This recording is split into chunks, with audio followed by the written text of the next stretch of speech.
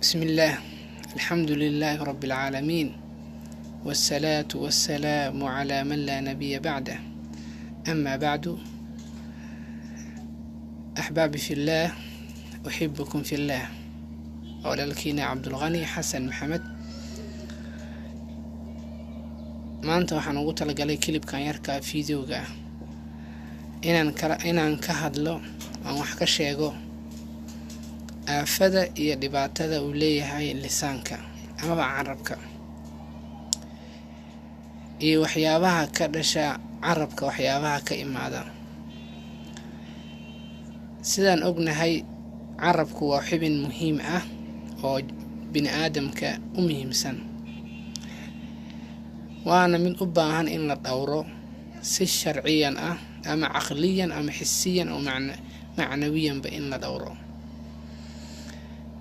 maxaa yeelay carabku waa waxa ka soo baxa qofka waxa uu ku dhawaaqayo, in kaana saxiixan wa in kaana khata'. ha noqdaan mid sax ah ama mid qalad ah, meesha ay ka soo baxaan waa lisaanka.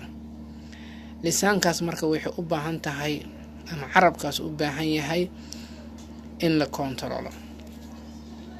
carabku marka qofka kontarooli kara waxa weeyaan waa qofka markaa ilaahay uu siiyey subxaanahu wa tacaala. maxaa yeelay carabkaaga adiga ayaa ku sheegi kara khayr, shartana kaga qaban kara. adigaa sharta ku sheegi kara, khayrkana kaga gaabin kara. maxaa yeelay xibnaha bini aadamka ah ilaahay uu baxsha qofku ilaahay siiyey, asagaa looga baahan yahay inuu kala maamulo.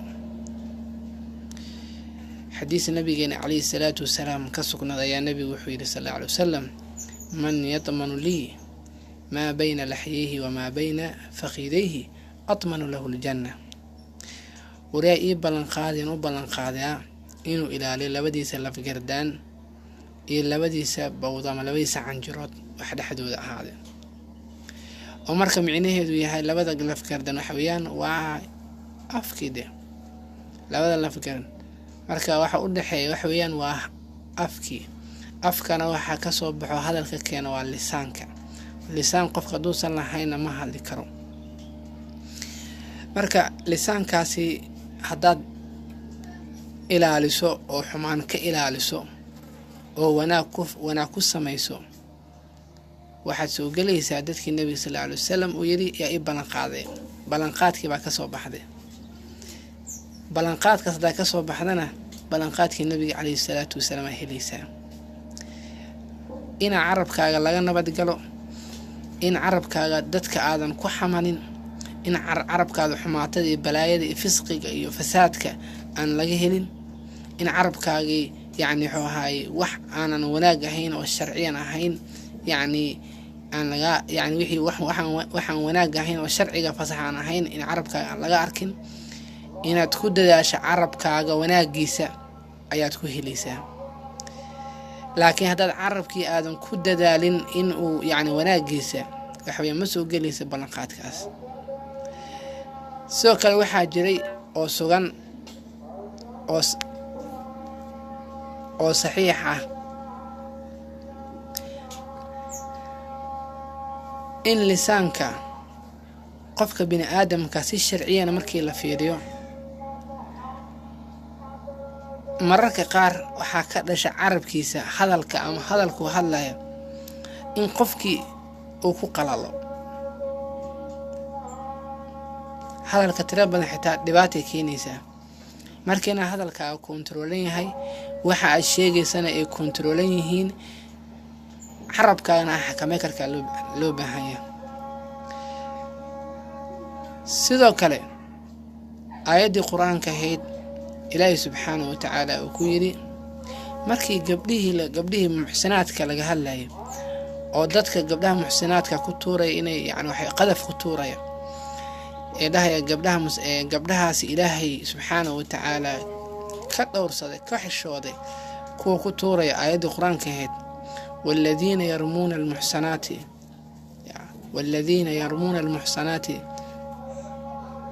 kuwa ku tuuray gabdhaha muxsinaadka ah ee markaa dhowrsaday ee xaaraantii ka dhowrsaday ee xalaashii ku ekaaday ee ku tuuraya yani dambiyada ku tuuraya ilaahay inuu kuwaas u diyaariya cadaab aliima markuu ilaahay ka waramayo muxuu yidhi yawma tashhadu calayhim alsinatuhum wa aydiihim wa arjuluhum bima kaanuu yacmaluun yawma tashhadu calayhim alsinatuhum maalin ay carabadooda alsinatuhum carabadooda ay ku markhaati kacayso dadka noocaas oo kaleeta ah marka waxa weeyaan xitaa haddii carabkii marka uu hadli maayo sida ilaahay yidhi alyawma nakhtimu calaa afwaahihim wa tukallimuna aydiihim wa tashhadu arjuluhum bima kaanuu yacmaluun xitaa carabkii hadduu been sheeg maago waa la xirayaa marna carabkaada waa laga hadashiinayo allihii abuurtaa ka hadashiinayo sidqiga ka keenayo markuu isku dayana carabkiina waxa weeyaan in la xirayo xibnihii uu ku sameeyey marka waxyaabihii kale in looga hadashiinayo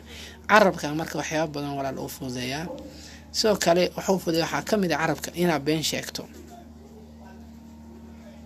beenta waxay ka mid tahay waxyaabaha aan banaaneyn si sharciyan ah sida nabigeena calayhi salaatu mar qaar waxay kuu silibtaa faajirnimo sida nabigeena calayhi salaatu wasalaam uu yidhi ina alkadiba yahdi ila alfujuur wa ina alfujuura yahdi ila annaar qofka kaadibnimada soo in yarba beenta ugu tiqaayo ama ugu socdo waxay ku dhalinaysaa heer faajirnimo uu gaaro wa ina alfujuura yahdi ila annaar faajirnimadana qofku waxa ay ku toosisaa ay ku leexisaa naartay ku leexisaa marka aafada carabka waa tiro badan tahay in aad been sheegtaana waxweeyaan faajirnimadaas ayaa ka dhalaya faajirnimadu naaraa lagu galaa sidoo kale xadiis sariixa nabigeena sallallahu alayhi wasallam ka sugnaaday inuu yidhi in qofka adoonka ama qofka inuu zinaysto laga yaabaa inuu wax hado waa laga yaabaa laakiin inuu been sheego marnaba lagama yaabo suurtagal ma bal fiiri xadiis sariixa waay nabiga sallallahu alayhi wasallam wuxuu leeyahay qofku waa laga yaabaa inuu been sheego inuu wax hado waa laga yaabaa inuu waxa yani wax hado waa laga yaabaa inuu zinaysto waa laga yaabaa laakiin inuu been sheego mustaxiil ma meesha ay beenta gaarsiisantaa fiir walaal adiguna waad iska fududaysanaysaayoo waad iska yaraysanaysaa marka carabkan ilaahay ku siiyey waxaa laguu siiyey inaad ku xikmadaysato oo xikmad iyo wixii wanaag aad ku sheegto qur-aankii aad ku akhriso axaadiistii aad ku barato ma ahan waxaad adiga inaad been ku sheegto looga baahanya maaha marka carabkan beenta waa lagu naargalaa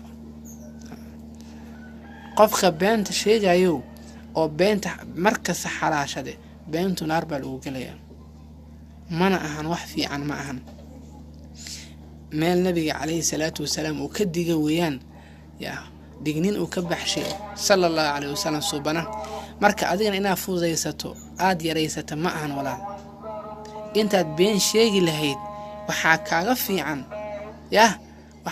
fiican in runta iska sheegto wixii raba kugu dhacan laana maxaa yeelay Soomaali waxay tiraahdaa been fakatay run ma gaarto beenta mar haday ka baxsatay wax weeyaan bis waa eberkeed waa runtaada dambe cid aaminay ma lahan beentaas aad adigu sheegtay beri ka maalin haday runteeda la ogaado waxaas aad sheegtayna been ahaayeen yaa ku aamini doona sheeg qofka beenta u sheegtay hadduu beri runta ogaado soo kuga aamini doonaa marka anaga wax dhibka noo keeno waxaa ka mid ah waxaan iska fududaysanaa beenta aan iska fududaysan waxay noo sababi kartaa waxyaabo anaga beri run noo ah inaan weyno sida dhacday waxyaabo tiro badan ama qisooyin dhacda la sheegay ama kuwana aniguna aan akhriyay in la yiri maalin wiil ayaa waalidkiisa been u sheegi jiray si uu been ugu sheegi jiray waalidkii waxaa caddaatay in wiilkooda hadallada u sheegay ay ahaayeen waxba kama jiraan hadalla beena inay ahaayeen maalmaha ka mid ah cunugii ayaa Soomaalin wada maraya waxaa ku dhacday xabad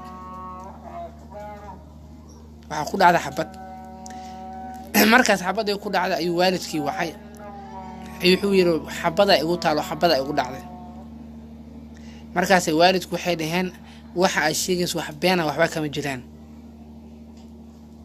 heer waalidkii loo keenay wiilkii oo bistiisa oo tabcaan ah oo nafti ay ku jirto oo naf yar ay ku jirto.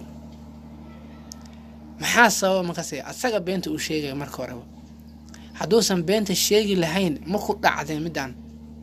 marka walaal marka beenta jooji, carabkaada ka adkaaw, xaaraanta kaga fogaaw carabkaada, xalaasha kaga gaabso. ilaahay subxaanahu wa tacaala carabkaaga inuu xiro wax ay ku ilaahay subxaanahu wa tacaala ku qaadaysa malaha. dadka kilibyadeeda ama kilibkaan soo duuba dhageysa doonow walaal waxaan kaaga digaa waxa weeyaan waa beenta.